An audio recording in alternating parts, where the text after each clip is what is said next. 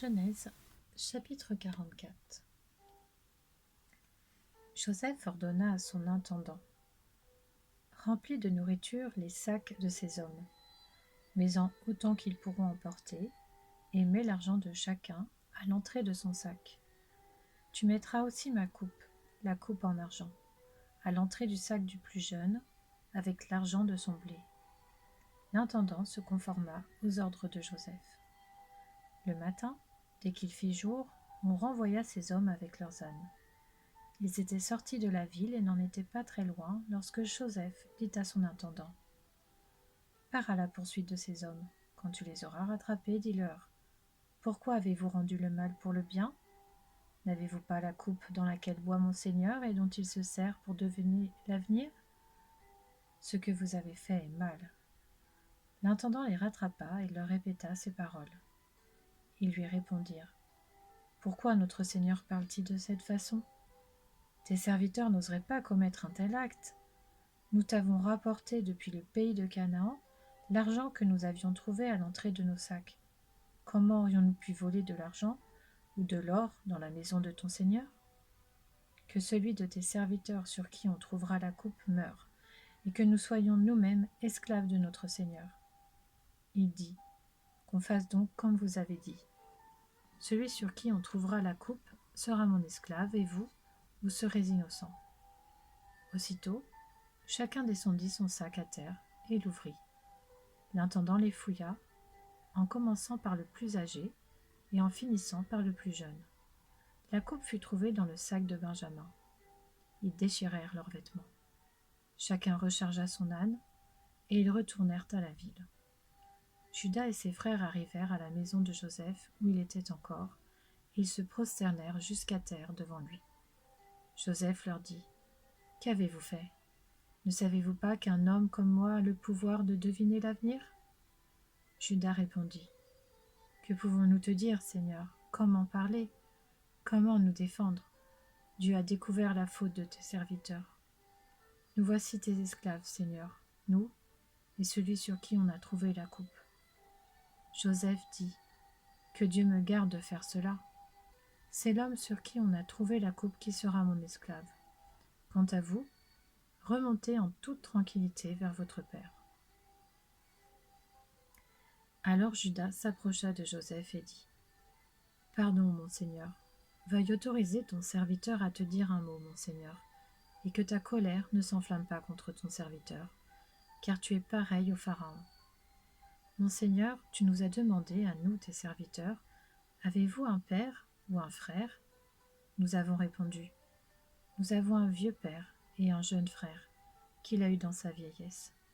Cet enfant avait un frère qui est mort et qui était de la même mère.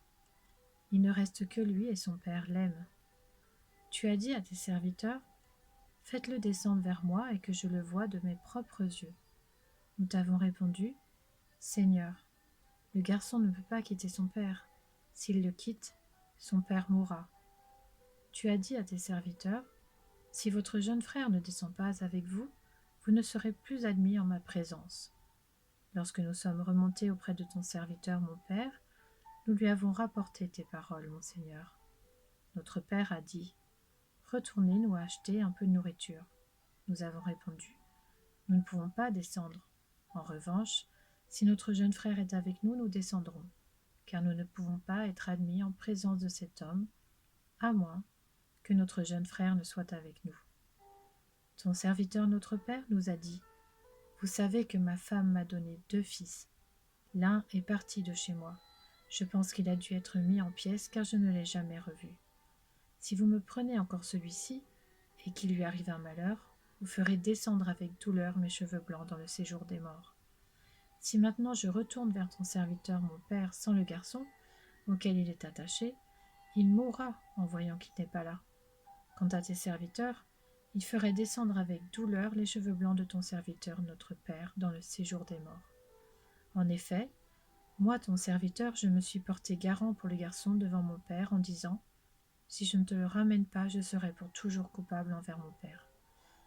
Permets-moi donc de rester à la place du garçon comme esclave de mon Seigneur, et que le garçon reparte avec ses frères.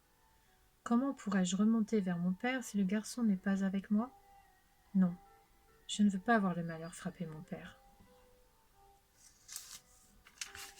Genèse, chapitre 45. Joseph ne parvenait plus à se retenir devant tous ceux qui l'entouraient. Il s'écria: « Faites sortir tout le monde !» si bien qu'il ne resta plus personne avec lui quand il se fit reconnaître par ses frères. Il se mit à sangloter. Les Égyptiens l'entendirent, et la nouvelle parvint à l'entourage du Pharaon. Joseph dit à ses frères: « Je suis Joseph. Mon père est-il encore en vie ?» Mais ses frères furent incapables de lui répondre, tant ils étaient troublés de se retrouver devant lui. Joseph dit à ses frères: « Approchez-vous de moi. » Et ils s'approchèrent. Il dit: « Je suis Joseph, votre frère, celui que vous avez vendu à destination de l'Égypte.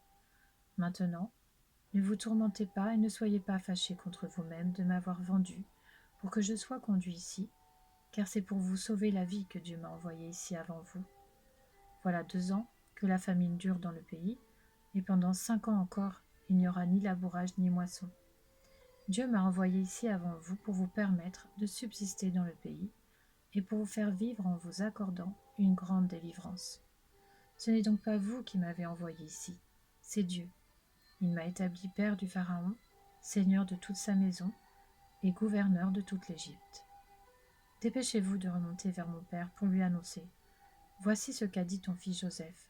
Dieu m'a établi seigneur de toute l'Égypte. Descends vers moi sans tarder. Tu habiteras dans la région de Goshen, et tu seras près de moi avec tes enfants et petits-enfants, tes brebis et tes bœufs, ainsi que tout ce qui est à toi. Là, je te nourrirai, car il y aura encore 5 années de famine. Ainsi, tu ne seras pas réduit à la misère, ni toi, ni ta famille, ni tout ce qui t'appartient. Vous voyez de vos yeux, et mon frère Benjamin le voit de ses yeux, que c'est moi-même qui vous parle. Racontez à mon père toute la gloire dont je jouis en Égypte et tout ce que vous avez vu, et dépêchez-vous de faire descendre mon père ici. » Puis il se jeta au cou de son frère Benjamin et pleura. Benjamin pleura aussi à son cou. Joseph embrassa tous ses frères en pleurant. Après quoi, ses frères discutèrent avec lui. Le bruit circula au palais du Pharaon que les frères de Joseph étaient arrivés, et cette nouvelle plut au Pharaon et à ses serviteurs. Le Pharaon dit à Joseph: « Dis à tes frères, faites ceci, chargez vos bêtes et partez pour le pays de Canaan. Prenez votre père et vos familles, et venez vers moi. Je vous donnerai ce qu'il y a de meilleur en Égypte, et vous mangerez les meilleurs produits du pays. Tu as ordre de leur dire: faites ceci. Prenez en Égypte des chariots pour vos enfants et pour vos femmes. Amenez votre père et venez. Ne regrettez pas ce que vous laisserez, car ce qu'il y a de meilleur dans toute l'Égypte sera pour vous. » C'est ce que firent les fils d'Israël. Joseph leur donna des chariots conformément à l'ordre du Pharaon. Il leur donna aussi des provisions pour la route. Il leur donna à tous des vêtements de rechange, mais à Benjamin il donna 300 pièces d'argent et 5 vêtements de rechange. Il envoya à son père 10 ânes chargés de ce qu'il y avait de meilleur en Égypte, ainsi que 10 ânesses chargées de blé, de pain et de nourriture pour le voyage de son père. Puis il laissa partir ses frères. Lorsque ceux-ci partirent, il leur dit: « Ne vous disputez pas en chemin. » Ils remontèrent de l'Égypte et arrivèrent dans le pays de Canaan vers leur père Jacob. Ils lui annoncèrent: « Joseph vit encore, et c'est même lui qui gouverne toute l'Égypte. » Cependant, Jacob resta sans réaction parce qu'il ne les croyait pas. Ils lui rapportèrent alors toutes les paroles que Joseph leur avait dites. Et lorsqu'il vit les chariots que Joseph avait envoyés pour le transporter, leur père Jacob se ranima. Israël dit: « Cela suffit. Mon fils Joseph est encore en vie? Je veux aller le voir avant de mourir. »